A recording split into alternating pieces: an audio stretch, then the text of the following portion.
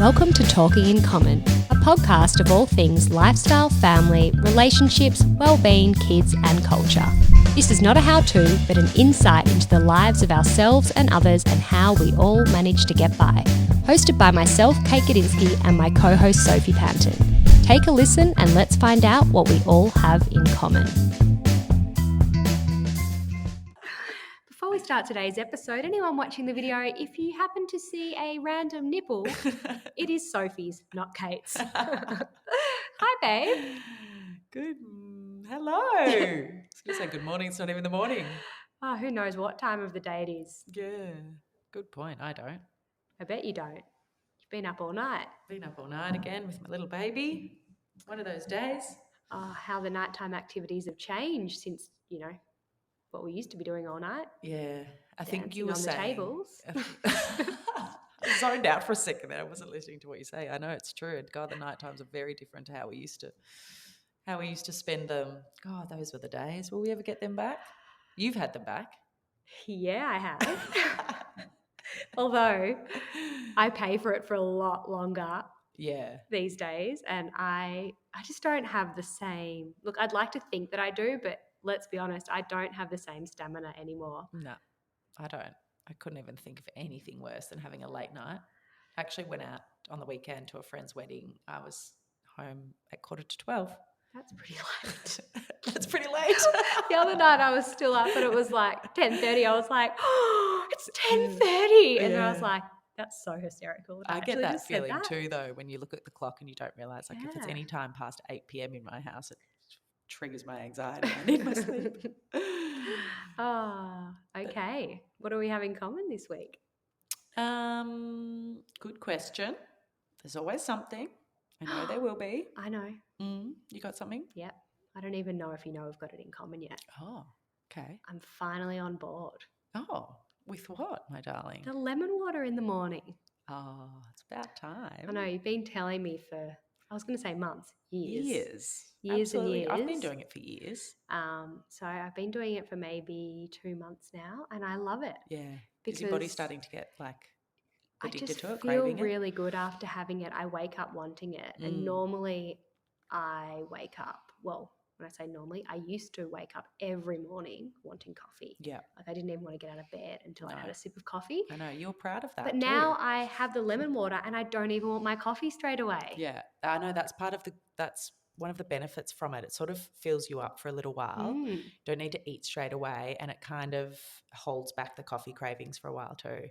So if anyone's listening that has no idea what we're talking about, we're talking about drinking warm lemon water in the mornings, first thing when you wake up. So like a health tip that lots of people have told us, and I've been drinking it for years, and I've been saying to Kate, you've got to get on board, you've got to hydrate before you caffeinate, girlfriend. God. On and on she goes. Here. But you're right, because it's great to start your metabolism. Yeah. It's good for your skin, so you've told me. Yes. Well, it's just so hydrating. So if you hydrate, like you go all night, maybe without drinking any water, you wake up like your whole body, all your organs, your skin, it's all like a dried up prune. You need to rehydrate. It makes sense, and I'm finally on board. Okay. And I mean, I've got 2 lemon trees. Full of lemons. Exactly. So they're now getting a very, very good workout. They're good to hear. Anyway, I'm sticking to it. Go girl. I'm on board. But I reckon we should get into our episode pretty quickly today because... Yeah, no faffling about. No. I'm breastfeeding Ren again as usual, so he's going to be done. And we don't have much time. Yeah, we don't have much time. It's a guest episode today. Joining us is a dear friend of mine, Vincent Fantauzzo. Vincent is a Melbourne-based Australian portrait artist known for his award-winning portraits of Heath Ledger, Brandon Walters, Hugh Jackman, Matt Moran, former Prime Minister Julia Gillard. Amazing. And, of course, his divine wife, Asha Keddy, who we had on the pod last season. He's one of Australia's most prominent artists and photographers. He's won the Archibald People's Choice Award more than any other artist, and his works are exhibited all over the globe. Incredibly talented artist. He grew up here in Melbourne, where his childhood was impacted by learning difficulties. He tells us all about this. He managed to enrol into university under false pretenses, actually, and tells us that story, which was... It's fascinating. Yeah, it's so fascinating. And he's such an interesting person. And it wasn't until this time of his life that he was finally diagnosed with dyslexia. He's now a proud father of 2 boys, and now as an adult who's very well aware of his dyslexia, he has absolutely no shame in sharing and celebrating it. So we can't wait to learn more about his view on it being, as I think he says, a blessing more than a disability, and how he's harnessed this blessing throughout his life and career. So let's hear from him. Here he is.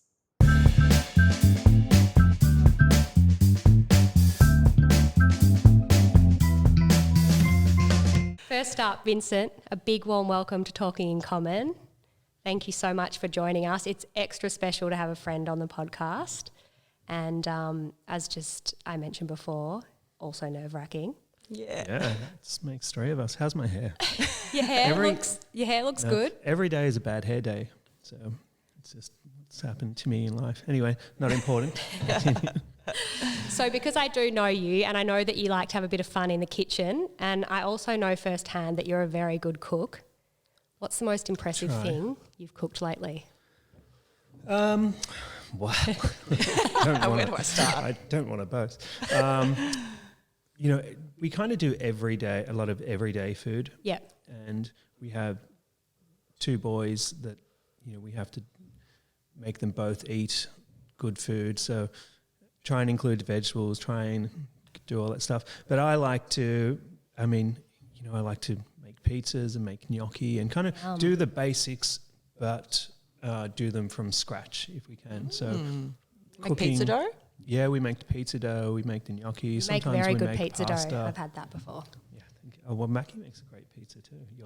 He does. And I think it's including the family, and Asha likes to cook a lot as well, so we kind of take turns. I'm probably Asha told me, don't do too much of your sarcasm because no one's going to get it. She said, I get it, but people won't, and they'll take snippets and you'll look like a dick. So. Spoken like a true loved one. Anyway, there it goes, down the drain. So yum home-cooked kind of family-style so the meals. idea is the process, getting the family involved in the process and making them appreciate the food. So I'll get like a cow and we'll cut it up. No, I won't. See, there's the sarcasm coming back. That could be like a pretty cool process. You've got to know where your food comes from. If you're a butcher. We'll breed the cow. I don't do any of that. No. Okay. Just the basics and getting their hands dirty and letting them know that it's okay to join in, make mistakes. Yeah. And just enjoy the process. I think I've grown up with generations of my family were cooks and chefs. Yeah. And still in Italy, they all have restaurants and cake shops mainly, which is great. So, I think I want to pass that on to the family. Amazing. Before we get into the really hard-hitting questions, we like to start... No, I'm kidding. We like to start by asking all our guests, what did you want to be when you were growing up, when you were a kid? I wanted to be in the mafia. I wanted to... How did that go for you? Yeah. I'm kidding. I don't talk about it. No. I'll tell you a funny story later. I always dreamt I loved boxing. I wanted to be a boxer when I was a kid. That didn't happen. Still get beat up. I did always want to be an artist. I did a chef apprenticeship when I was younger, and I love cooking, but I like the social aspect of cooking. Yeah. I like to cook and people tell me, oh, that was really good. In a kitchen, you're working while everyone's having fun, and the hours are it's such a hard job. I have a lot of respect for anyone that can get through that with relationships and workload and quite high stress, I think. So I did that for a little while, did a bunch of other things. I had this feeling, I always loved drawing, loved making art. I never picked up a paintbrush until I was in my late teens. Wow. But I was just drawing pictures and a bit of graffiti, which I guess it's paint. Yeah. Of some sort. But I had this idea that if you become an artist, you're destined for a life of poverty. And I kind of grew up with that, and I wanted, I just thought if I do that, I'm never going to get out, and I thought maybe boxing or something else would get me out of the situation, and it ends up you can do that as an artist, and I think there's still a stigma in all creative industries, music, anything creative, acting. It's a struggle. It's going to be a struggle, but I think if that's what you're best at and you love it, then you'll have success. So sticking with your younger years for a minute, can you share with us a bit about your upbringing, your family, and what your childhood was like? I think it was difficult but positive. So I have a great mum. There was 5 kids, older brother, older sister, myself, sister, brother, and we're all like a year and a half or 2 years apart. Yeah. So there was a lot of action Parents in the were house. It very was busy. chaos. And I think my parents split when I was, in primary school, so towards the end. And from that time, my dad wasn't around too much. My mum pretty much did it all on her own. I had no idea how difficult, at the time, I had no idea how difficult that would have been. But she made a lot of sacrifices. She worked very hard. She slept on the couch for 10 years because she didn't have a bedroom. We were all cramped in different rooms. We probably moved house 20 times at least before we got into the commission housing. We lived there for quite some time. That was good, very cramped. But we got to settle and it felt like a home.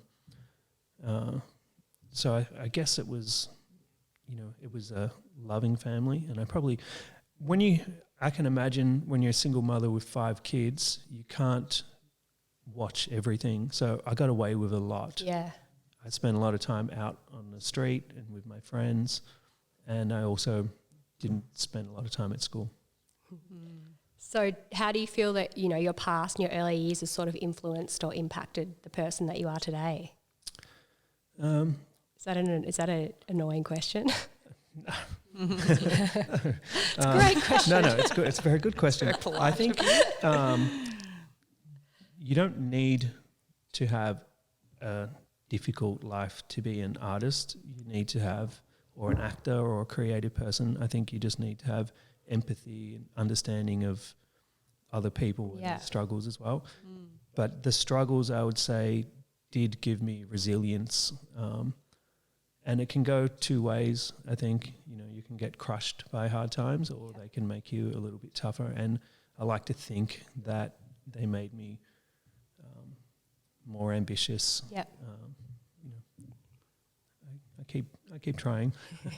I think you're a great example of an artist who has really broken that stigma. So, and it's really difficult for artists to get a start. I think, and when you go to art school, no one tells you how to have a business as an artist, and it's almost a dirty word in the art world to think of, trying to be commercially successful as an artist. But and make a living out of it, really. And make a living, pay school fees and mortgages, and go on holidays and cars and all the rest of that stuff. And it's, if you're an artist, and we'll get on to this later if you like, but if you're an artist showing in a commercial gallery, the gallery takes 40 or 50%. Wow. I know. Most people say wow, because it's actually quite shocking. Yeah. And considering it's all of your heart and soul and sweat and tears and talent and seems like a work put into it, that you've got to share such a huge part of it if you want to be in a gallery. Yeah. And you can only show in a gallery twice a year, 3 times if you're lucky. So, and this is not exactly my example, but if there was an artist, and this would be considered very successful, had an exhibition in a commercial gallery, sold $200,000 worth of work, which is a lot of money. They would have to give half of that away. Then they would have to pay their studio rent. Then they'd have to pay tax. They have to pay for all their materials. So even as a successful exhibition and artist, you're still not left with much. So it's, I think things have to change, and they are, and there's a lot of artists that are becoming more independent. Yeah. So I think it's changing. So these days you're a world-renowned artist, and you mentioned before about, enjoying drawing and being creative when you were a child, but when did you really realise or notice that you had a real talent for it? I had this idea that I was going to start a chain of dry cleaners. I was about 19. Wasn't where I was expecting that answer to go. All my stories, it's my dyslexic way. I just go around and stick with me. Yeah. So I opened this dry cleaners. I don't know. I can't even organise my own lunch. Somehow I managed to hustle a lease at this little local shop and with a dry cleaning place. And I wasn't doing the dry cleaning. I was just taking the orders and selling newspapers and magazines. And it wasn't very busy. So what was it called? I'm just interested to know. That's a Can't good question. remember. I can't remember. Sorry. Something some cheesy name. Vinny's dry cleaning. What I age was going to have a this? dry cleaning empire. I think I might have been 19. You'll never know if you were. Yeah. It could have been an It empire. was a strange idea. Yeah. Anyway, I spent most of the time sketching pictures, and every day I'd sit at the front desk and I'd have my sketch pad, and I was, starting to get a really good response from all my dry cleaning customers. And they were like, "What are you doing here? Like, why?" And so I put together a portfolio of drawings while I was in my dry cleaning empire. Yep. The rent was adding up and I wasn't able to pay it. Anyway, someone said, "Why don't you apply for art school?" And I had no idea how to do that. So when and I'm sure we'll talk about the dyslexia at some point, but when you're dyslexic and you're hiding not being able to read and write while you're at school, and you have to learn to hustle a little bit. And anyway, I learnt to make a whole fake school report. I got friends to do, "I'll do your drawing if you make me a fake, BCE thing." And the whole thing was a sham. How did you, sorry to interrupt you, but how did you feel at school when you were struggling to read and write? Did you think there's something not right, or did you, how did you feel? I didn't know I was dyslexic. I just thought I was stupid. Okay. And it really affects your self-confidence. Yeah. It can make you feel like a fraud, and you're going to get found out. And I felt like I was, right through my childhood, I felt like I was committing a crime. Yep. Nervous and on edge all the time. So, I'd often try and get kicked out of class or be the class clown, so I'd have an excuse of why I didn't do my work. Yeah. I think schools have come so far now, and there's a lot of support, and they pick up on things earlier. Yeah. And there's help for kids. At that time, I just have no idea how, including my family, no one knew that I couldn't read a sentence. Yeah. So I should have done acting. You did act. You acted for all of your younger years and your teen years. So I spent a lot of time pretending, and it actually makes my hands shake. It makes me, the thought of going through all those years kind of having to lie. Yeah. And then I lied my way into university. Yeah. And it all builds up, and you got this terrible, makes my hair stand up, you got this terrible feeling all the time that it's all going to come tumbling down. Yeah. And I still have that feeling even today. Yeah. Like, you're a world-renowned artist. I'm like, am I? Because what if people find out that I'm not? Yeah. Is that called imposter syndrome? Imposter syndrome, Yeah. Oh, shit. There's a label for it. I know everything's got a label. We can talk about that. Can you share with us the story of how you ended up getting into uni, and also how your diagnosis for dyslexia came about in your early 20s? Because it is quite a fascinating story, I think. So I applied for VCA. I didn't get in. VCA. Who cares about VCA? Yeah. Understandably, actually. And then I applied for RMIT. I got in. I went the first year, and I was so overwhelmed. I got there. I quit the next week. Then the following year, I applied. I made some excuse. The following year, I applied again and got in. Still felt the same, but I was determined.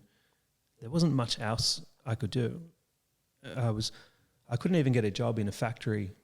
I couldn't fill out the form to get a job in a factory. So I was pretty much doing labouring type jobs, or up to no good, which I won't get too into. Just trying to get by, whatever it meant. Then when I was in university, I was very, very focused on making it work. So I worked so hard as I was in the studio from day to night, but I had no idea about art, the art world. I'd never been to a gallery, never been to an exhibition, had no idea about any art movement, any artist. I didn't even know who Picasso was. Wow. So all I could do is just try and paint at my best. So I did that, and I was doing really well.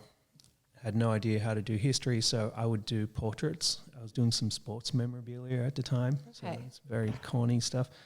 I would paint a picture of, say, Shane Warne, get him to sign it, sell it to some hustlers that had these sports memorabilia shops. I was making it actually make good money from that. Making some good money, hustling. So was it portraits that you really started off with? Yeah, basically portraits. Yeah. And at that time, portraiture was not cool at all. So even in university, amongst the lecturers, they were like, "You got to do something else. You got to." Now portraiture's everywhere. Street art, people paint portraits. Anyway, I was paying other students to do my history, so I was getting really good marks at history as well. I was doing great, and I paid one guy, Dick. That's his name for now. I can't remember his name. Make a joke about anyway, he just plagiarized a whole. It's my fault. I'm the one that's cheating, but he plagiarized a whole essay straight off the internet. I gave it to my teacher. She was, out of all of my university lecturers, she was probably what you would expect, what a lot of people think of the art world. She was like, hey, if you enter the room, you go to it was difficult. Yeah. Anyway, she was not understanding at all. She said, you cheated, you failed. And I said, I had an interview with the head of the school, the art school, and I said, look, this is the situation. I either had to come clean or say I cheated. I said, this is what I did because I can't read and write. And he said, if that's the case, if you're telling the truth, then we'll see what we can do. And he was actually amazing, but I did have to prove that I was dyslexic. I thought I was dyslexic or something. I was going to say, did you know what dyslexia was? I can't even spell the word. I mean, what a word. It's a tricky word, isn't it? Quite ironic. It's a hard word to spell. Never looked a thing up in my life. Yeah. So I had to find out about that. I had to take an exam. It's very expensive, and I think that's another thing that needs to change in the world. So I did this exam, came back with this big, thick report on how dyslexic I was, and geez, I was ticking all the boxes: numeracy, literacy, memory, general knowledge. Like I was at primary school level, if that. Was it a sense of relief to get a diagnosis for you? So there was a sense of relief, and there was an overwhelming sense that, it's a disability in some. I had to go to the disability liaison. So I kind of felt like, in one way, okay, I'm not stupid, I'm dyslexic, but what is that? And I didn't know what that was. So I can imagine I am pretty resilient, but I can see how that would easily get someone very down. So what I realize now, and what I can tell other people, is that with dyslexia, with other learning disabilities and difficulties, you also get some great pros as well. And there was plenty of things that, spatial awareness, problem solving, making art, a different way of thinking, empathy. They're all you have a really high level, but there's certain thing, and this is what I had to accept, is some things I will never be able to do, like the alphabet, like other people. And it's like, wow, someone says, oh no, you just practice your times tables. Like, I spent so much time privately trying to learn basic things. The months, I still don't know the months of the year. Yeah. There's just certain things that will not It's just never going to happen. It's never going to happen. So you forget about those and concentrate on the positives. Yeah. Anyway, you got to focus me because I'll go on No, tangents. it's great. It's all good. So they said, now you actually failed the last 4 years of history because you didn't do the work. And it was my final semester of my final year of art school this happened. So I was about to fail, all these years of work, and now I don't get to graduate. And this very nice head of school gave me an exemption on that. I worked with the disability liaison team. I did my exams. Someone sat with me. I was able to talk through them. And what I found was just being very honest. I still don't know art history. But you don't have to have an understanding of art history to be an artist. No. You don't have to have music lessons to be a musician or to be able to read music. And I think that was a lesson for everyone. Yeah. And RMIT were amazing. I went on to do my master's. I did the graduation speech in front of the whole Etihad Stadium. That was amazing. Wow. And now I'm a professor at the university. Professor Vincent It's pretty Fantauzzo. fun. It's a real achievement. What made you want to go to uni when at school, it was a struggle, and you left high school quite early, right? I left high school when I was 14, if that. Yeah. And I got myself into a lot of trouble. I could have gone down a very dark road. I had plenty of forks in the road where I was doing the wrong thing successfully. And art really saved my life. But I've always felt uneducated. Yep. I didn't even finish year 9. And I thought if I go to university, I didn't even care if I made it as an artist. I just wanted to change Your path. Or Yeah. something. Yeah. Yeah. Something to focus on. Yeah. Well, for someone that's clearly not dumb, who grew up feeling dumb, like I can I do a lot of dumb understand. things, but We all I guess do. I'm not. Yeah. We all do, but for feeling so different to everyone else in your younger years, and wondering why you can't do the, let's say, normal or typical things that everyone else I just was thought, doing. how else will I become? You don't have to go to university to be an artist, especially now with all social media, and there's a lot of different avenues for people to do art. I just felt like I needed something. I just had to learn how to do it. Saying that, you don't learn how to be an artist at art school. You learn how to talk about art. You almost learn how to defend your art amongst others. Yeah. And you learn how to drink, Yeah. socialise, and that was great. I have read a bit about your particular style of art being criticised for not being artistic or creative enough because it is so realistic. So I suppose you've got to be prepared for... Yeah, so at the time, there all was a of that big as well. movement for performance art, for video art, just general abstraction, and all those things I love myself. And I make a lot of abstract art, and I make videos, and in my studio I spend at least half the time doing that kind of work.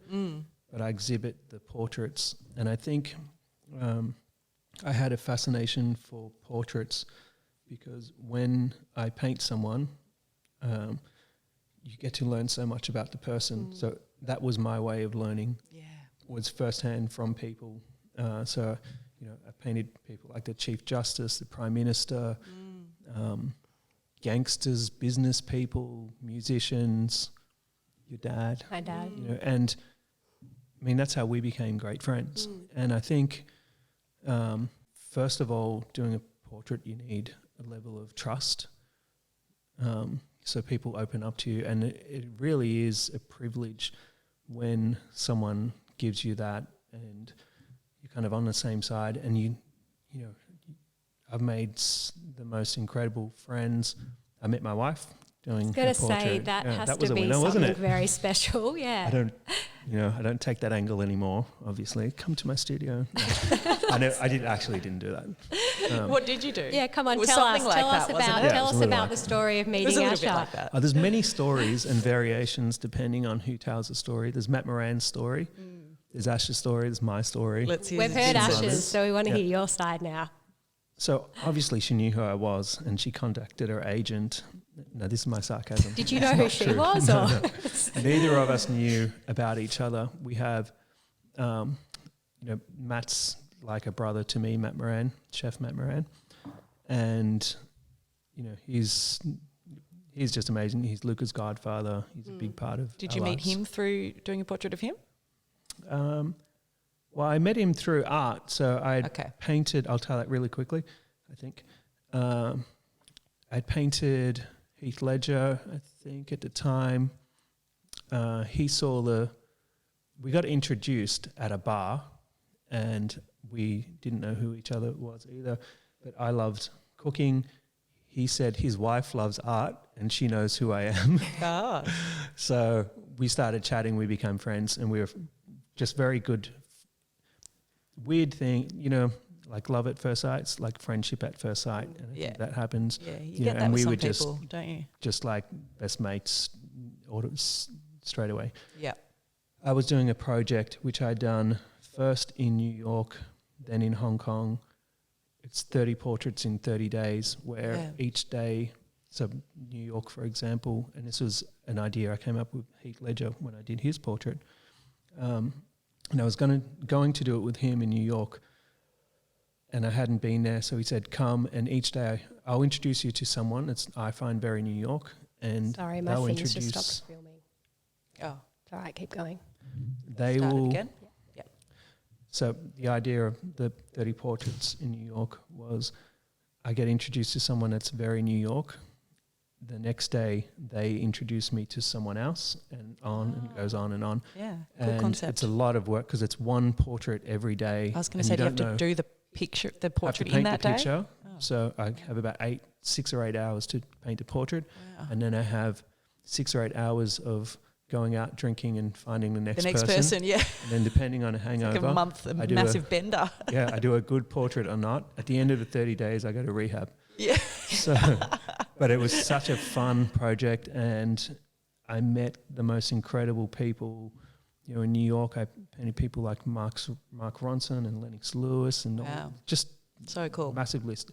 Hong Kong CEOs of businesses, the gangsters, the bankers, the socialites. It was the butcher, all sorts, and it was fascinating.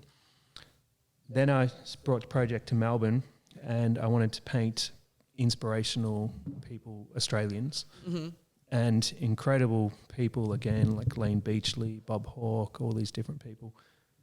I had to paint Matt as one of them. Had to paint Baz Luhrmann. I painted all my mates as inspirational people. They are. And Matt suggested...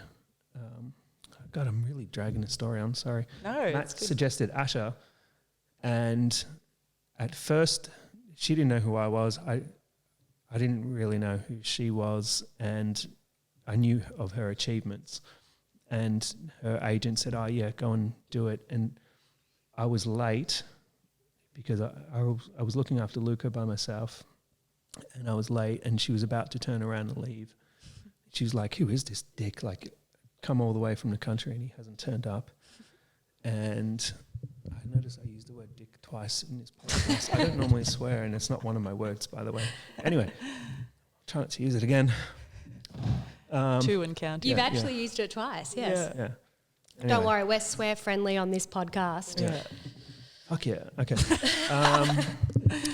So then Asha turned up, and it was really like love at first sight. And we were just like giggling teenagers, and I was trying to paint, I was trying to take photos. I was completely distracted. I had to paint her portrait the next day or that day. I wanted to really impress her. I was up all night trying to paint the best portrait of my life. And it worked. And now we have Valentino, and that's, how long is it? Close to 10 years, maybe. No, something like that. So let's nice. talk about you being a father. You have 2 gorgeous boys, as you mentioned, Luca and Valentino. How would you describe yourself as a dad?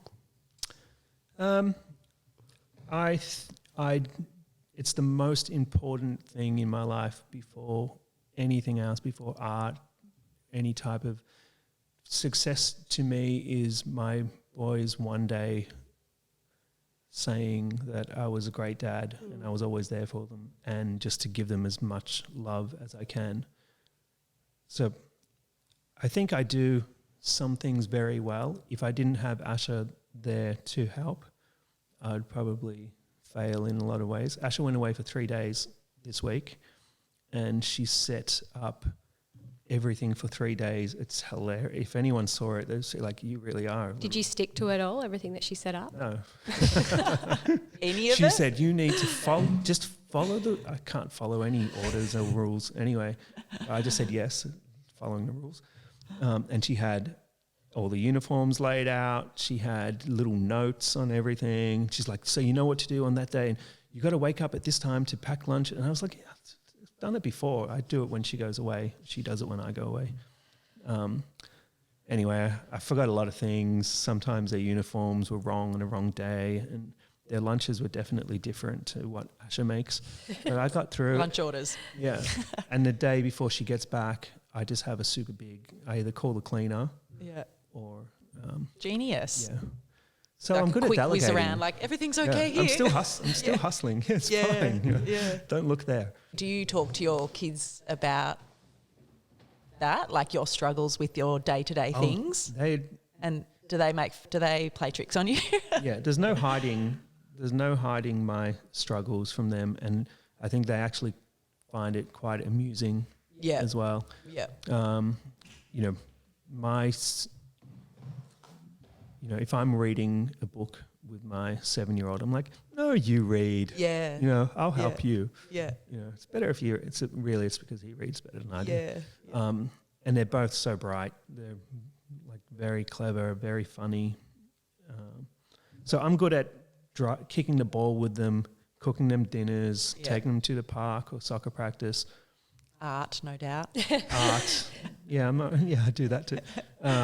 Making a mess, having fun, playing with them, wrestling, doing all that Fun boys dad stuff. Yeah. I have no idea what happens at school. Yeah. I don't think I've ever even looked at our bank account. Yeah. I don't know what month it is. Yeah. I don't know how the bills get paid. Yeah. I know I earn money. Yeah. Beyond Comes that, from somewhere, goes somewhere. It's so so fascinating. Yeah, it's What do you find is, like, now you're, as an adult, you're fully aware of your diagnosis of dyslexia. What do you find, and obviously like very accepting of it, and in fact, you know, even I've heard you talk about like it being a superpower and really It is a celebrating superpower. that. Yeah. And I'm sure most people would love to be dyslexic if they knew how great it was. Yeah. It really is. You really do view the world completely. Like, I'm sure I'm seeing different colours to everyone. I feel like I'm almost a visitor in another planet. Yeah. And it's fun, I think. Yeah. Would you say it has a role in fostering your creativity? Absolutely. Yeah. Yeah. Every night I have epic film-length dreams, like many of them. It's seriously, I don't sleep much.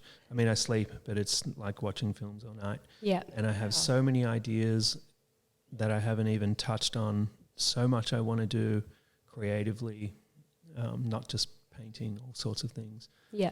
And I think that comes from, so in a normal mind, I think solving a problem, you go from A to B. And if you're dyslexic, or, you know, there's other things that people might have where your mind has to go up and down and around to get there. And while you're on that journey, you discover other ways of doing things. Like, you know, there's, Einstein was dyslexic. Yeah. I'm sure he wouldn't have come up with some of the ideas he had unless he was thinking out of the box. Yeah. So I think there's a lot of bright little minds that are overwhelmed Yeah. finding out they're dyslexic. When they find out that they have a great gift and embrace it, then those little minds are the people I think are going to save the planet, or, it's like the, Tasmanian tiger going extinct and someone said, no, that's, we'll find a way to bring it back. Yeah. It's like, who would think of that? It's those little...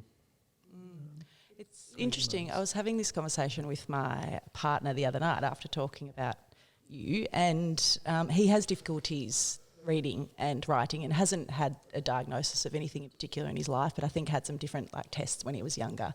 And, as a man at his age, someone that struggles to read, obviously he finds it really awkward and embarrassing sometimes, but because he doesn't have a diagnosis, he's just still probably holds on to a bit of that, well, I'm just stupid. And the same sort of thing, you're talking about, reading to our daughter at night. Your partner's not stupid. No. But this is the thing, because we were talking about how you see it as a superpower. Yeah. And he's like, but mine's mild because I'm not fully struggling with lots of things. But mine's that mild. could be so what's my superpower? Yeah, mine might be viewed as mild if I had have finished school and I had have learned to read and write a little better, because you can still, improve your levels of everything. But I think when it's a very tricky thing. There's dyslexia, dysplasia. There's all these different, I don't even know them because I can't remember them myself. Yeah. But there's all these variations. Some people are incredible at reading and writing and they're terrible with numbers. With dyslexia, it can affect people in all different ways. Some people, it's just memory. Okay. And they can be very articulate and they can write books and, Steven Spielberg, all sorts of people. And others, it's just memory, general knowledge. I'm forgetting what I'm talking about.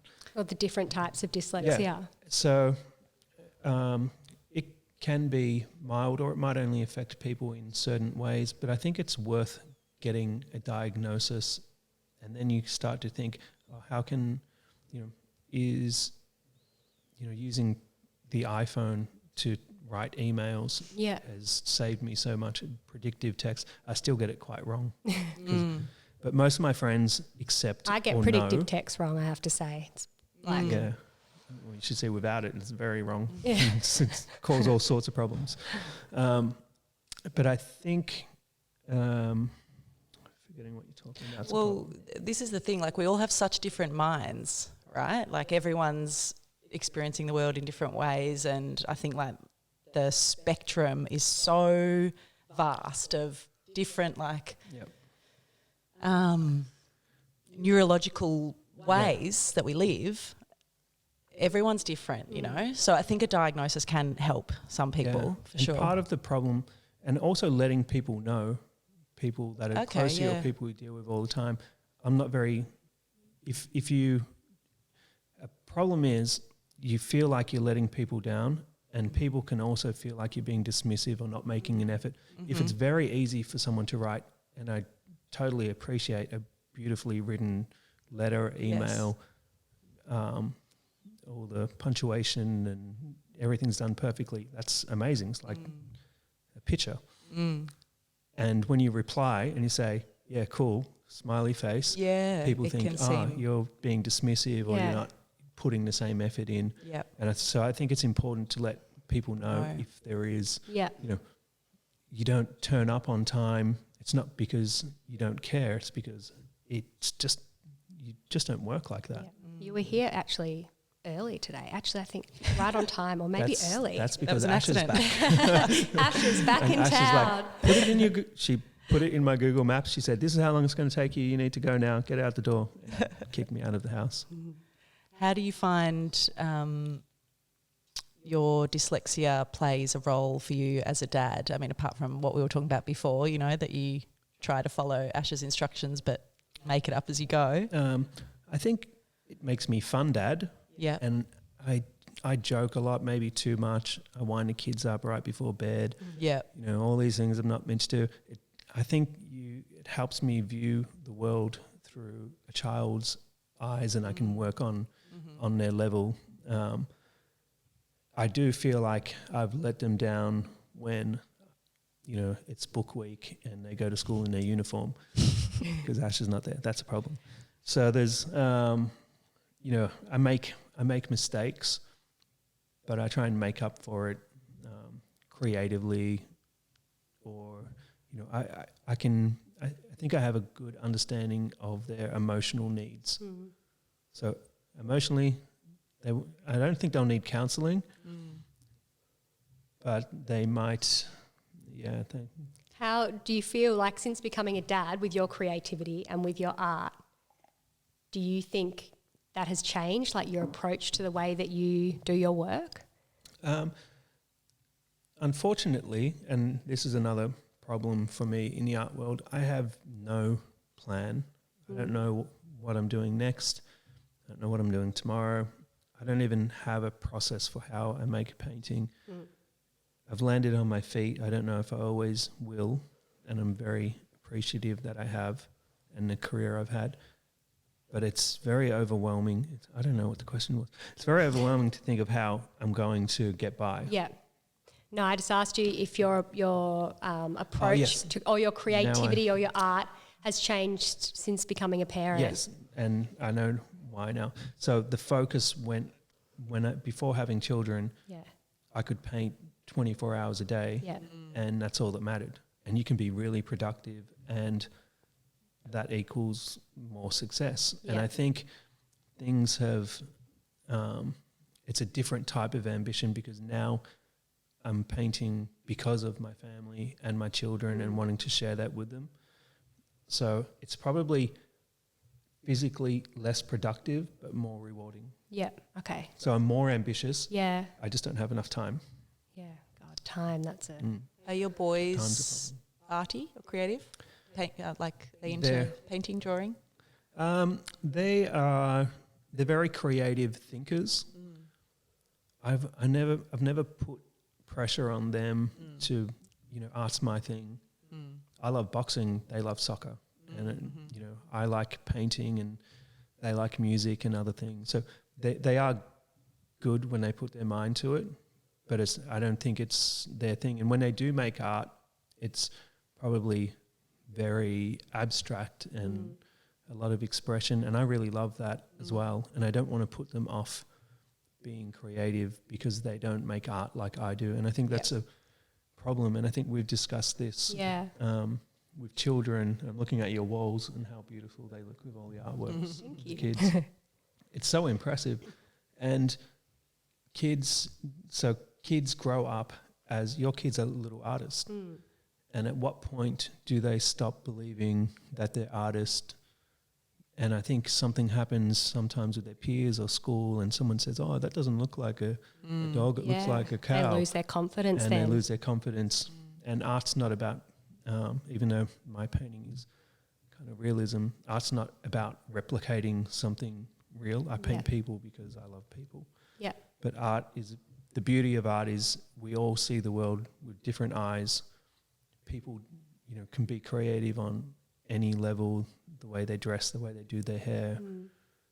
And everyone's creative. Everyone's creative, yeah. Styling their house, their garden. What was I going to say? So as a kid, art kind of feels like something they do at school and leave behind now. And this is something I talk about a lot, if you asked children, even adults, to name 5 chefs, they can name 5 chefs, name 5 athletes, sure, 5 footy players, even 5 criminals, they could name them.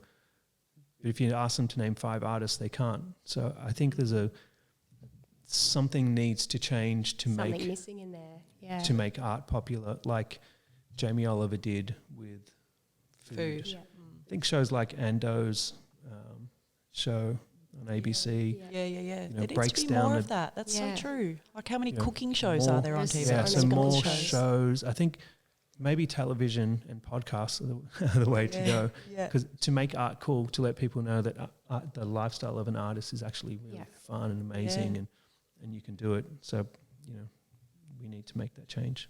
Were your parents or anyone else in your family artists? They weren't artists, but they all had talent, a little bit of talent. My mum's still great at painting. Okay. Yeah. I grew up in a very eccentric environment. My mum's a bit of a witch. There was meditation classes in the lounge room and astral traveling and tarot cards and crazy stuff. Love it. Yeah. Sounds so interesting. Yeah, it was like living in Hogwarts. And I don't know, I'm not sure if I was from Slytherin or Huff and Puff. Are you still close with your mum and your Yeah, siblings? she's great. Yeah. Yeah. They're all in Melbourne. Yes. Yeah. That's nice.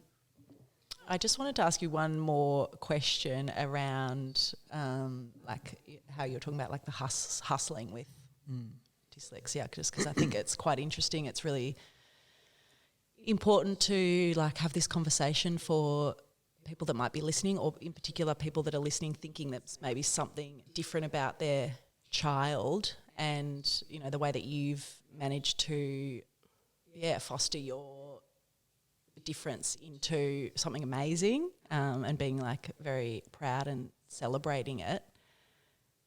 How do you feel about like the label of dyslexia or the label of learning disabilities? Learning disability. Yeah. Even just like the label of like neurodivergent people and neurotypical people. Mm-hmm. So I think people are trying not to have a stigma, but like a lot of things, if it affects you personally, I've talked to parents and they're like, I think my child's dyslexic, like it's a secret. Yeah. Or they're ashamed of it, or they're disappointed. Yeah. Yes. And I can understand. They don't want to sense accept it, I think. They don't want to accept it, and it's like yeah. a dirty word for them. Oh, they have a learning, problem, and I can understand.